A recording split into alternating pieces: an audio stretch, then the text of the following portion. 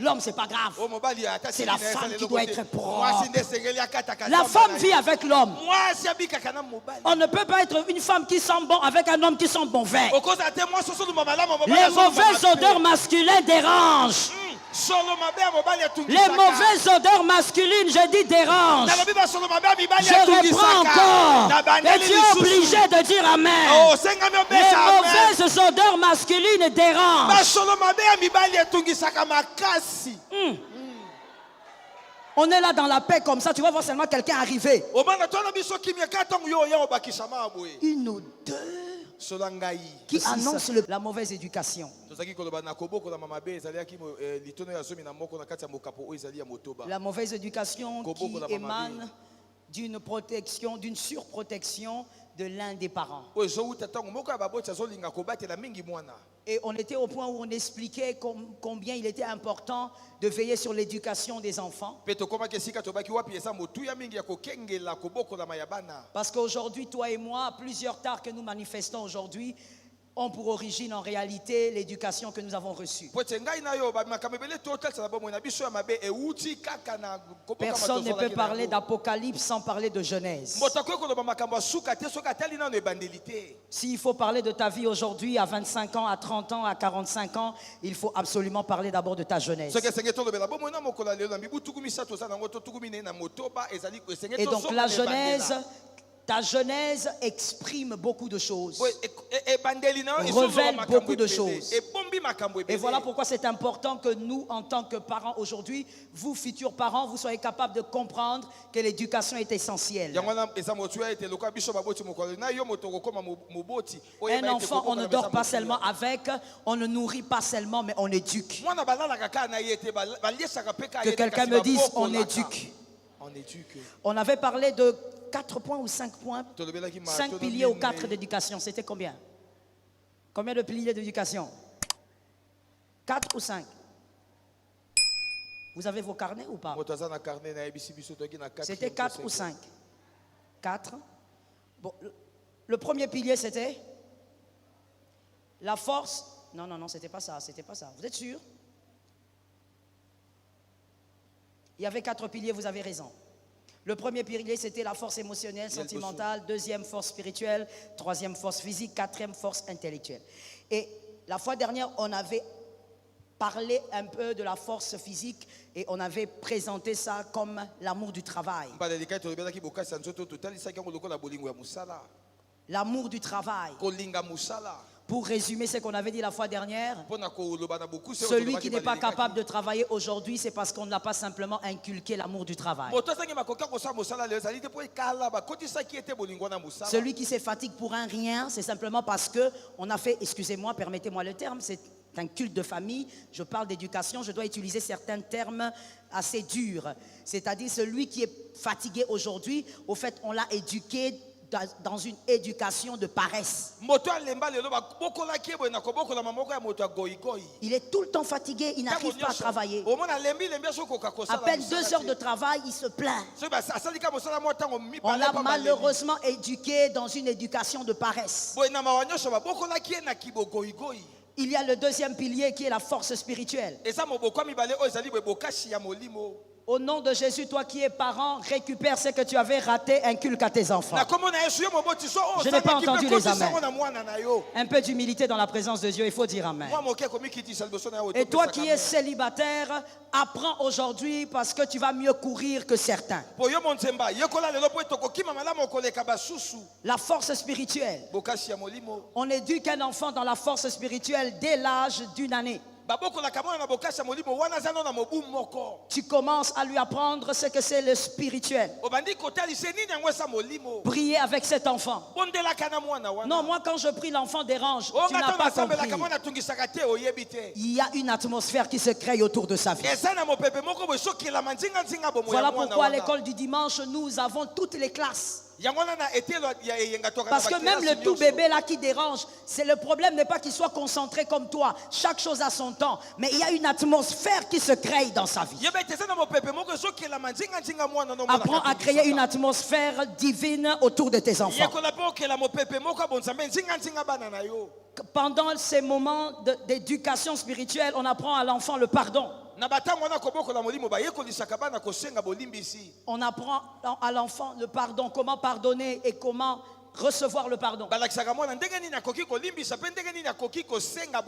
Mais je dis ici, à bien noter, que le meilleur modèle, c'est la vie des parents.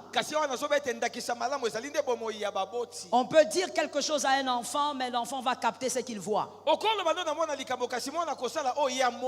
Vous mariés, apprenez à demander pardon à votre femme, à votre mari, des fois devant les enfants. Qui a entendu? Qui n'a pas entendu? Apprenez à demander pardon des fois devant les enfants. Et les enfants vont regarder, vont dire, oh d'accord, c'est comme ça qu'on vit dans le mariage. Parce qu'au milieu de nous, je sais, je ne te demande pas de lever les mains, ça sera un scandale, mais je sais qu'au milieu de nous, plusieurs n'ont jamais entendu leur père demander pardon. Jamais leur mère a demandé pardon. Tu as grandi, tu as cet âge aujourd'hui, tu n'as jamais entendu ta mère dire pardon. Ça crée un déséquilibre en toi. Ainsi tu dis que tu as pardonné, mais même quand tu es à l'église, tu ne supportes pas de t'asseoir à côté de lui. Quand le service d'accueil te donne une place, tu changes de place. Tu as une rancune puissante qui a des racines, parce qu'on ne t'a pas éduqué dans l'éducation du pardon, dans la notion du pardon.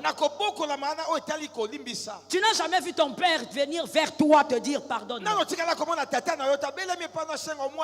Comment vas-tu demander pardon alors que ton géniteur ne t'a jamais demandé pardon? Parce que ton géniteur est ta source. Tu dois donc recevoir de lui ta personnalité, en tout cas la grande partie de ta personnalité. Comment vas-tu demander pardon à ta femme? Tu n'as pas grandi dans ça. Comment tu vas faire? Comment tu vas reproduire une chose que tu n'as jamais vue?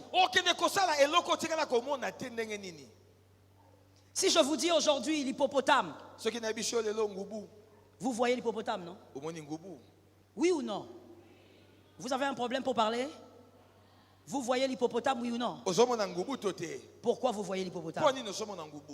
Pourquoi dans votre esprit vous voyez l'hippopotame? C'est une question.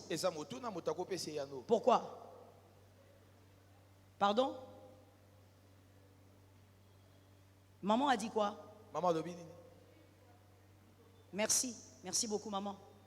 Parce que vous avez déjà une fois vu l'hippopotame.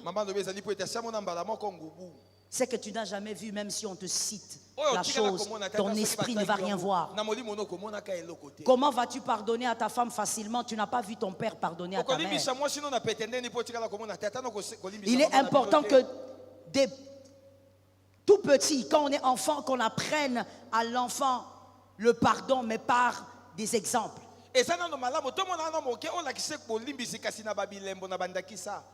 Que ton fils te voie en train de dire à ta femme, pardonne-moi. La vie est une meilleure école que les écrits. La vie est une meilleure école que les paroles. Isaac n'avait pas besoin qu'on lui apprenne comment donner l'offrande. Il a vu Abraham. Il a vu même Abraham lui donner comme offrande. Si tu demandais aujourd'hui à Isaac, Isaac, pour toi c'est quoi une véritable offrande? Isaac serait capable de te dire la véritable offrande, selon ce qu'on se donne soi-même. Parce qu'il a vu son père prendre sa personne et lui donner. Ne cherchez pas à ce que votre fils reproduise ce que vous n'avez pas donné. Voilà ce que la plupart des parents ont eu à faire. Beaucoup. Surtout en Afrique. Vous allez écouter un père dire: tu es paresseux. Il parle à son fils. Pourquoi tu n'es pas courageux? Mais tu n'as jamais appris à ce garçon comment être courageux. Il y a la sanction, mais il n'y a pas l'enseignement. Sors de là. Sois capable d'être un modèle d'enseignement pour tes enfants. Que tes enfants voient ça. C'est une force spirituelle. Celui qui ne pardonne pas, même quand il a l'onction, il n'est pas loin du diable. Je vais répéter ça. Et ça va te guérir de gré ou de force. Celui qui n'a pas le pardon, même si tu vomis le feu et que tu as l'onction, je ne sais pas de quoi, tu n'es pas loin du diable. Le pardon fait partie de l'ADN de chrétien. Ça fait partie de l'ADN des fils du royaume. Mais ce sont des choses qu'on apprend au bas âge. C'est comme ça que tu verras quelqu'un, on te dit pardonne. Pour dire seulement j'ai pardonné, d'abord tu pleures. Ton cœur gonfle. Comment tu peux faire une semaine et tu n'as pas pardonné à Serge? Une semaine. Et tu es même courageux, tu dis je dors mal quand je pense à ce qu'il m'a fait. Est-ce que tu réalises ce que tu dis? Le problème c'est que tu n'as pas reçu la sémence du pardon. Que la sémence du pardon entre en toi aujourd'hui. Celui qui n'éduque pas ses enfants selon la force spirituelle aura des enfants icabod, des enfants sans gloire. Tu forces pour que les enfants aillent de l'avant. Je veux que quelqu'un me donne un amen. C'est un amen bizarre. Que quelqu'un me donne un amen. C'est encore un amen bizarre. Donne-moi un amen. Tu sais, il y a des familles où les gens avancent sans forcer. Si tu n'as jamais vu ça, tu auras du mal à comprendre. Si dans ta famille c'est toujours le chaos chaotique, tu auras du mal à comprendre ce que j'ai dit. Il y a des familles, ils sont à 8, ils sont à 10. Il n'y a personne qui dépend de quelqu'un. Tous s'épanouissent sans forcing. Répétez cette phrase-là.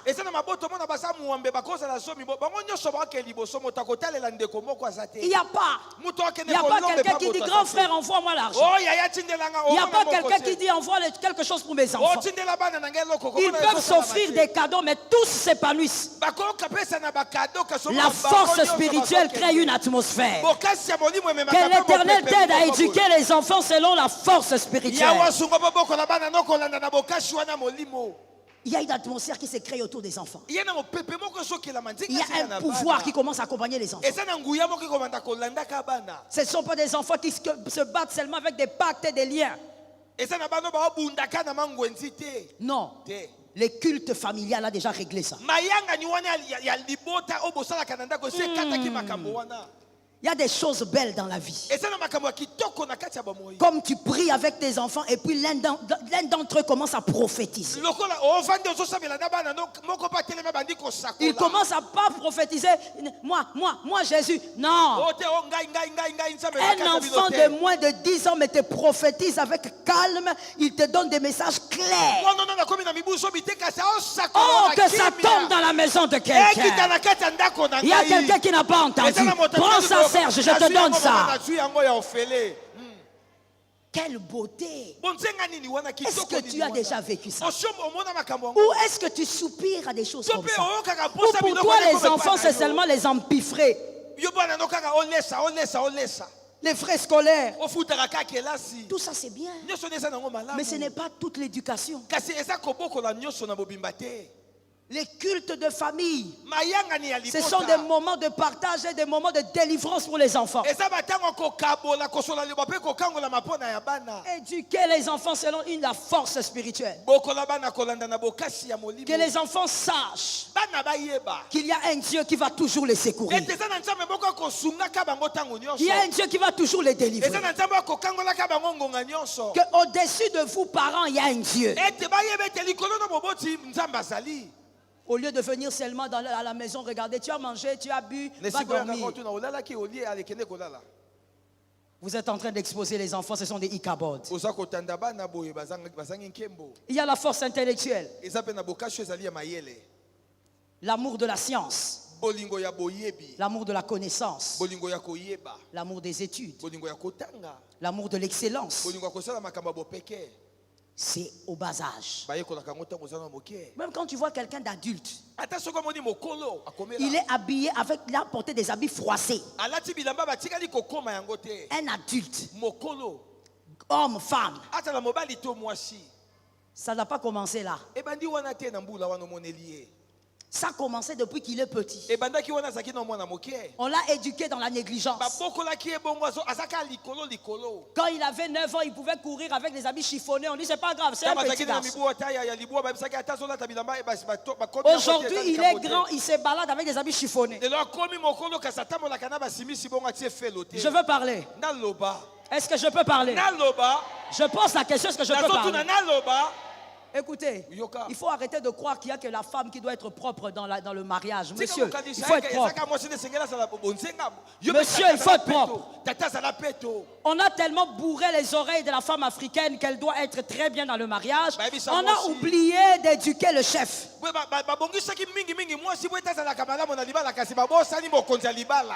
Non, même si tu ne dis pas amen, c'est comme ça.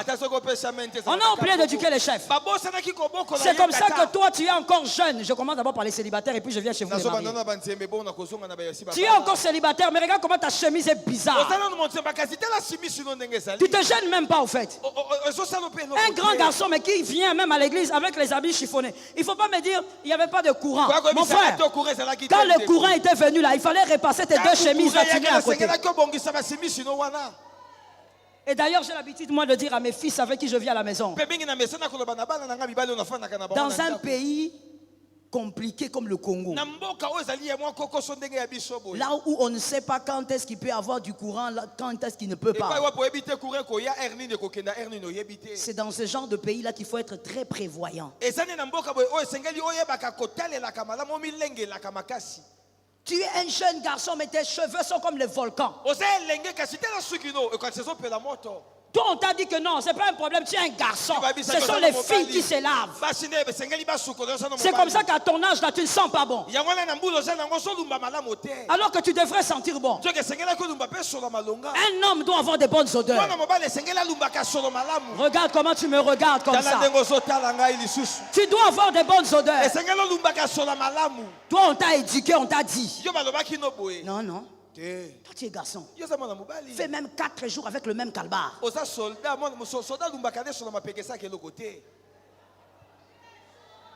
Tu es en forêt.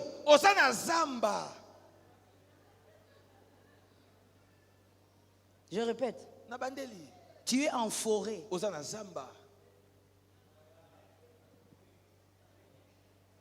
On ne t'a pas appris qu'on coupe la forêt. Pourquoi tu es un homme? L'homme, c'est pas grave. C'est la femme qui doit être propre. La femme vit avec l'homme. On ne peut pas être une femme qui sent bon avec un homme qui sent bon vin. Les mauvaises odeurs masculines dérangent. Les mauvaises odeurs masculines, je dis dérange. Je reprends encore. Et tu es obligé de dire amen. Les mauvaises odeurs masculines dérangent. On est là dans la paix comme ça, tu vas voir seulement quelqu'un arriver. Une odeur qui annonce le prélude de l'enfer s'impose. Et toi tu es là. Je suis garçon. Tu vois la connaissance. Tu vois la connaissance. On ne t'a pas éduqué dans l'excellence. On a oublié de te dire que tu sois garçon, que tu sois fille, tu dois sentir bon. Je suis toujours chez les hommes célibataires. Tu montes sur ton lit pour dormir, ton pied ressemble à un phacochère qui a été en balade pendant des années. Noir à un niveau. Et tu dors. Il n'y a pas d'eau. Il n'y a pas d'eau dans les quartiers. Il y a seulement de l'eau pour que tu boives. C'est parce que tu n'as pas prévu ça. Tu n'as pas grandi dans l'excellence. Arrêtons seulement de dire à la femme sois propre. La femme doit être propre avec un homme propre. Je n'ai pas entendu les amens. Je n'ai pas du tout entendu les amens. L'homme doit être propre. Tu t'approches comme ça, tu veux épouser une fille, mais la manière dont tu es. Et tu dis aussi à la fille, tu n'as pas de vision. Quelle vision? Mon frère, elle a la vision. Tu es tellement bizarre qu'elle a la vision. Sois propre. Et l'excellence, on l'apprend déjà aux garçons tout petits. Voilà le problème de l'Afrique. On borde les garçons sans éducation. Et puis on bourre la femme. On lui dit, tu dois être ceci, tu dois être cela. Monsieur, il faut être propre. Tu dois être propre. Tu dois sentir bon. Monsieur le marié, je viens chez toi. Je suis chez toi. Maintenant, je suis chez toi. Je disais, je suis chez toi. Je disais, je suis chez toi. Tu veux une femme propre. Mais sur le lit, là, tu donnes quelle odeur?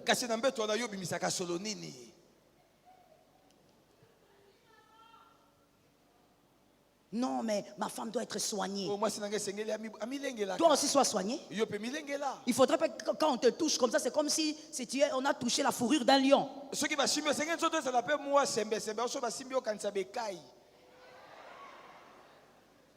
Tu dois aussi te soigner. Même si la femme prend soin de toi, mais tu dois aimer l'excellence, aimer la propreté.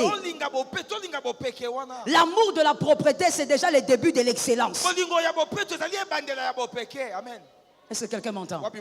J'étais en train de dire à ma campagne, un jour, vous verrez quelqu'un, un homme ou une femme, surtout ici chez nous à Kinshasa, il prend les selfies. Elle ajoute aussi les lèvres. Mais juste derrière, il y a la poubelle. Là où il prend les selfies, le mur est noir. Mais regardez jusqu'à quel niveau on a été éduqué sans excellence. Parce que quand tu as pris la photo, tu n'as même pas remarqué que là où tu prends la photo, c'est sale. Et tu as publié. Et quelle phrase tu mets au-dessus? Jésus est fidèle. Fidèle dans la saleté. Tu as envie de montrer aux autres nations qu'on est sale. En fait, quand tu regardes ça, tu comprends seulement que cette personne ne voit pas la saleté. Pourquoi elle ne voit pas? Elle n'a pas été éduquée dans l'excellence. Sors de la médiocrité au nom de Jésus. Ah, c'est que tu as raté en famille, que la Bible te le donne. Comment? Tu es encore un jeune garçon. Tu repasses tes vêtements toi-même. Mais il y a 3 lignes sur le pantalon. Et tu es là aussi, tu viens aussi ici, tu chantes. On te regarde seulement.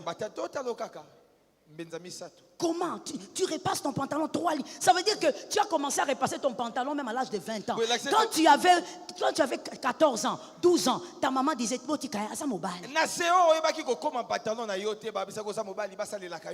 maintenant regarde, tu ne sais pas repasser un pantalon. Manque d'éducation dans l'excellence. Éduque tes enfants dans l'excellence. Qu'ils aiment la science. Qu'ils aiment la connaissance. Qu'ils aiment se cultiver. Achète à tes enfants des livres. Dès qu'il a l'âge de lire, achète à ton enfant des livres. Et tu lui dis, je te surveille. Tu vas me dire, après une semaine, qu'est-ce que tu as compris? Moi, j'ai été un peu déçu un jour. Que quelqu'un me dise déception. Non, tu n'as pas bien dit, dis-moi déception. Je prends mes enfants. Nous sommes allés à la librairie pour acheter les livres du mois. Chaque mois, je les amène à acheter les livres quand j'ai le temps. On arrive là, je dis choisissez les livres. Comme d'habitude, chacun choisit. Vous m'amenez, je vois le résumé. Et puis si c'est bon, on achète les livres, on part. Le cadet, je sais à peu près quel genre de livre il aime. Il prend, il va, il m'amène. Je ne regarde pas trop, je sais c'est quoi. La deuxième aussi, je sais dans quoi elle aime. Et l'aîné, elle tarde. Je dis, on doit partir. Est-ce que tu peux faire vite? Oui, j'arrive. 4 minutes, 5 minutes. Je dis, non, écoute, on doit partir. Et puis elle me ramène un livre. Je dis, c'est quoi? Elle dit, non, maman, tu vas voir ça à la maison. Je dis, non. Montrer. Le monde d'aujourd'hui est mauvais. Il faut voir comment devenir riche. J'ai regardé, j'ai dit, Nathalie, tu ne peux pas prendre notre livre qui va t'apprendre des choses. Je dis, oui, maman, c'est bien pour moi. Ok, on va avec. Arrivé le délai que je donne à chacun pour les résumer. Je les appelle et je commence. Déjà quand je commence, ils commencent à rire. Je dis, vous riez quoi? Non, rien. Le petit me donne le résumé. La seconde, sans problème. La première, je dis résumé. Elle me regarde, je dis résumé. Je dis, bon maman, je vais t'expliquer. Je dis non, ne m'explique pas, résumé. Le problème c'est que j'ai lu en diagonale. Je dis, tu as lu en diagonale? Pourquoi? Parce que j'ai lu seulement les chapitres qui parlaient de comment produire l'argent. J'ai dit c'est fini. Je suis foutu. Donc toi, tout un livre, ce qui t'intéresse c'est comment produire l'argent. Et tu cherches les chapitres et quand tu as fini, tu laisses les livres. Que Dieu te délivre de ça. Quelle déception j'avais. Je dis mais ce n'est pas possible. Comment tu ne peux pas te concentrer sur tout un livre? Je dis à quelqu'un, tu dois apprendre aux enfants. Aujourd'hui, si je demande ici, montrez-moi les téléphones là où il y a 3-4 livres dans votre téléphone. Je crois qu'on aura des problèmes. Pourquoi on aura des problèmes? Parce qu'on ne nous a pas éduqués dans la culture de la lecture. C'est le manque d'amour de connaissance. Voilà pourquoi dans les églises, on a beaucoup de prophéties, mais on a aussi beaucoup d'impudiques. Je répète ça. On a beaucoup de prophéties, mais aussi beaucoup d'impudiques.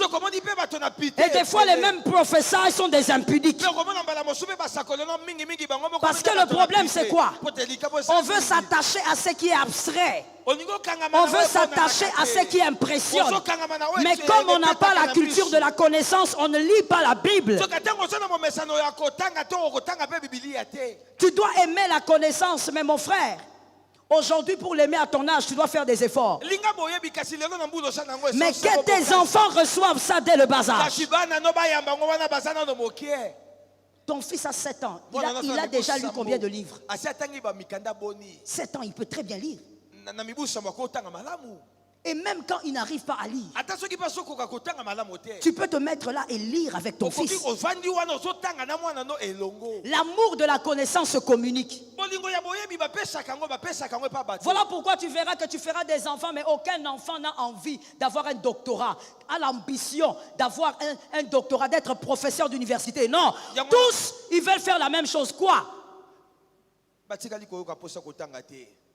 Ils veulent faire seulement ce qu'ils trouvent facile. Parce qu'il n'y a pas l'amour de la connaissance. C'est comme ça que dans nos églises aussi. Lorsqu'on enseigne, les gens dorment. Lorsqu'on enseigne, les gens commencent à penser à leurs concubines qu'ils ont laissées dehors. Les gens n'aiment pas les enseignants. On préfère seulement les Doliprane, des paracétamol. Recevez. Et tout le monde dit ah.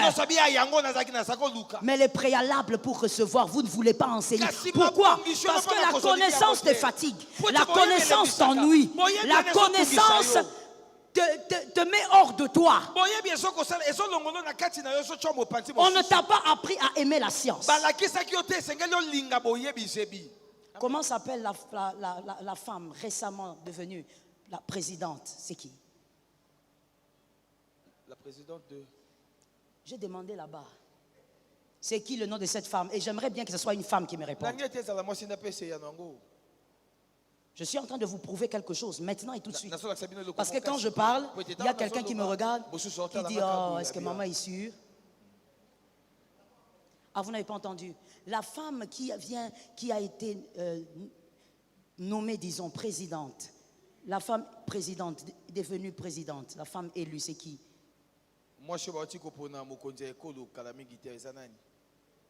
J'aimerais que ce soit une femme qui me réponde. Vous voyez ça? Vous voyez ça?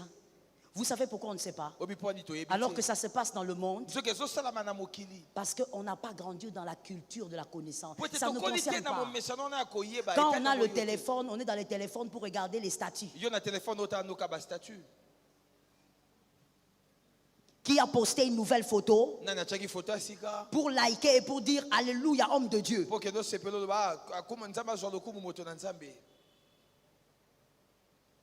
Mais vous voyez, on ne sait pas. Comme si on est cloîtré dans un monde, dans un univers à part.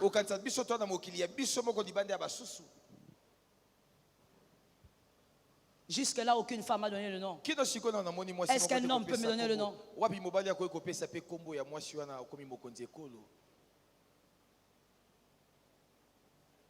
Oh God. C'est sérieux?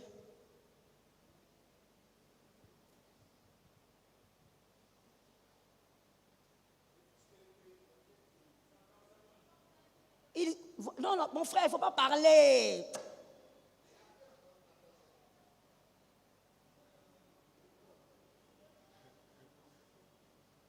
Ah, Flora, tu dis quoi? Tu ne te rappelles pas du nom, mais tu te rappelles de quoi?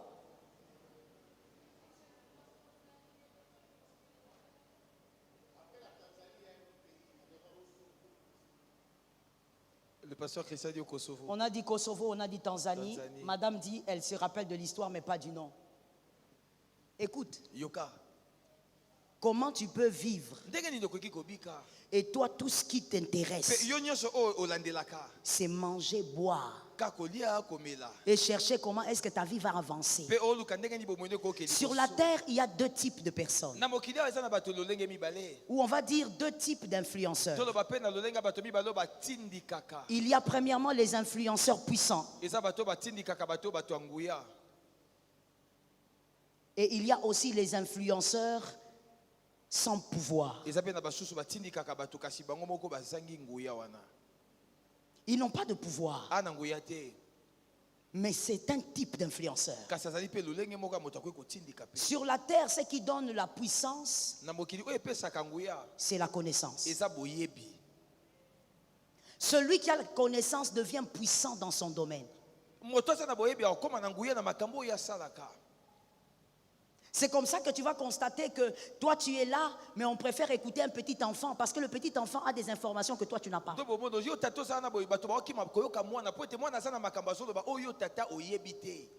La connaissance attire. La connaissance élargit le champ d'action. La connaissance te permet d'attirer des opportunités. Si tu n'as pas la culture de la connaissance, tu aimes seulement des choses médiocres. Même quand tu as ton téléphone, tu ne cherches pas à te cultiver. Tu veux seulement des choses médiocres. Voici ce qui t'intéresse. Où est-ce que Fayoulou a dormi?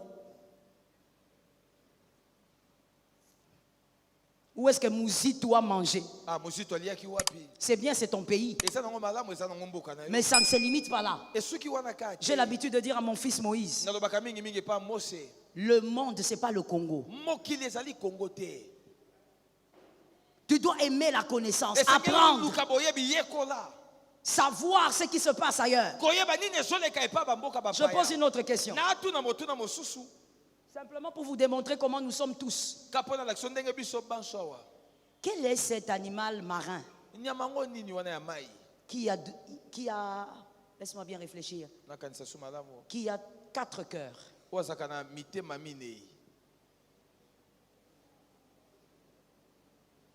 Oui, c'est un animal marin. Il a 4 cœurs. Et 3 cerveaux, si je ne me trompe. Attendez, messieurs. Vous avez une réponse, hein?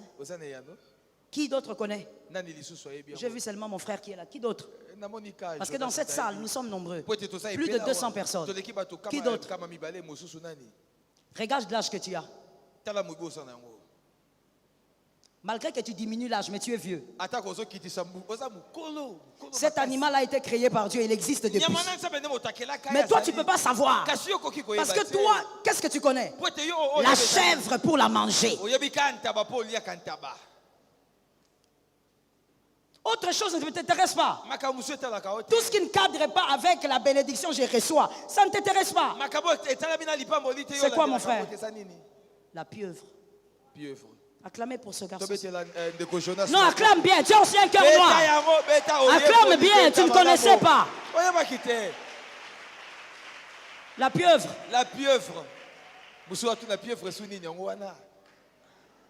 Il fallait qu'on nous montre, donne même une image de la pieuvre. Elle a 4 cœurs. Comment tu peux vivre sans l'amour de la connaissance? Ce que tu as raté en famille, récupère à l'église. Amen. Éduque tes enfants dans l'amour de la connaissance. Surveille ce qu'ils regardent aujourd'hui avec les smartphones. Qu'ils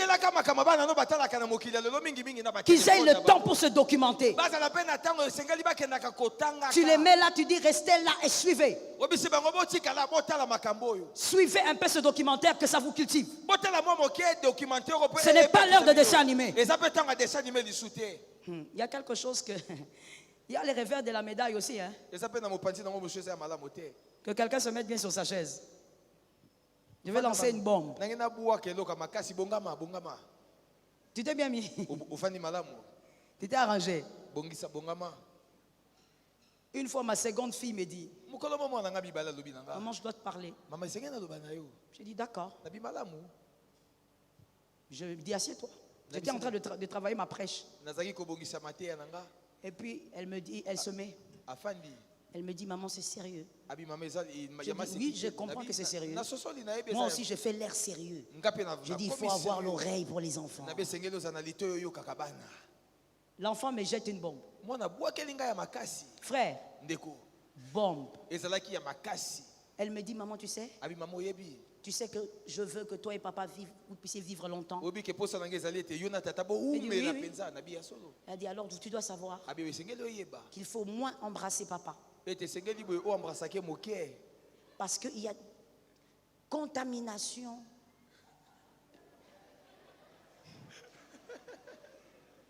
Il y a transfert de plusieurs microbes, maman. J'ai dit, où est le Dieu de ma mère? Ma fille à moi parle des embrassades, de ses parents. Et puis elle est sereine. Maman, tu comprends? C'est pour vous épargner de beaucoup de choses. Je lui ai dit, ces derniers temps, tu suis quel documentaire? Oh, je suis tel, tu ne suivras plus. Comment tu peux avoir le courage? Mon frère, à mon époque, tu ne vas même pas penser. Si même ça te vient en esprit, la bastonnade que tu auras. C'est pour seulement te dire qu'aujourd'hui, dans le monde actuel, l'enfant peut apprendre tout ce qu'il veut apprendre. Toi, tu dois utiliser ça dans l'avantage de l'enfant. Pour l'avantage de l'enfant. Aide l'enfant à utiliser toute la technologie pour apprendre. Qu'il aime la science. Celui qui aime les études se concentrera sur ses études. Vous savez, j'ai rencontré certains garçons qui ont eu à me dire: maman, si moi je n'ai pas étudié, je ne suis pas allé loin, ce n'est pas à cause des moyens, mais c'est parce que je n'avais personne pour me faire comprendre l'importance des études. Communique à ton fils l'importance des études. L'onction n'est pas contre les études. Je reprends ça parce que j'ai l'impression qu'il y a une barrière là-bas. L'onction n'est pas contre les études. La puissance de Dieu n'est pas contre les études. Tu peux être un doctorant mais en train de dégager la puissance. Soit un médecin qui dégage la puissance. Soit un avocat qui dégage la puissance. Non, les études ne sont pas contre l'onction. Il faut arrêter de croire que lorsqu'on est enfant de Dieu, on a l'onction, ça suffit. Il faut avoir l'amour de la connaissance.